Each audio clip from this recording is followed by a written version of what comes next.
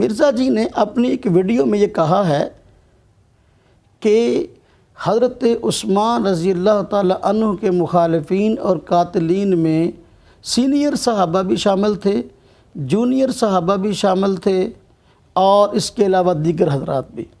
حالانکہ یہ خالص بہتان ہے صحابہ کرام پر۔ حضرت عثمان رضی اللہ تعالی عنہ کے مخالفین میں اور قاتلین میں نہ کوئی سینئر صحابی شامل تھا اور نہ کوئی جونیئر صحابی شامل تھا۔ ہم مرزے کو کہتے ہیں کہ دیکھو، آپ اگر مسائل کو لوگوں کو سمجھانا چاہتے ہو تو منہج اہل سنت والجماعت کا اختیار کرو، اور اہل سنت والجماعت نے جس طرز پر ان مسائل کو حل کیا ہے اس طرز پر ان مسائل کو حل کرو۔ آپ پڑھیں علامہ ابن کثیر رحمۃ اللہ علیہ کی البدایہ والنہایہ۔ علامہ ابن کثیر رحمۃ اللہ علیہ نے بڑی سختی سے اس کی تردید کی ہے اور فرمایا ہے کہ بھائی حضرت عثمان رضی اللہ تعالیٰ عنہ کے قاتلین میں ایک صحابی بھی شامل نہیں تھا۔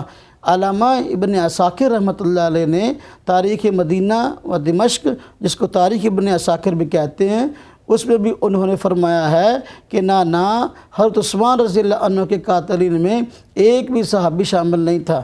اب مرزا جی کا کہنا کہ حضرت عثمان رضی اللہ عنہ کے مخالفین اور قاتلین میں سینئر صحابہ شامل تھے، جونیئر صحابہ شامل تھے، یہ صحابہ کرام پر بہتان ہے، اس کا حقیقت سے کوئی تعلق نہیں۔ آپ ان کی یہ ویڈیو دیکھ لیں، صحابہ کرام پر کس طرح بہتان لگا رہے ہیں۔ تیسرے خلیفہ کے مخالفین جی بلوائی خوارج، حالانکہ خارجی وہ نہیں تھے، خوارج کی ٹرم حضرت علی کے دور میں آئی ہے، وہ بلوائی تھے۔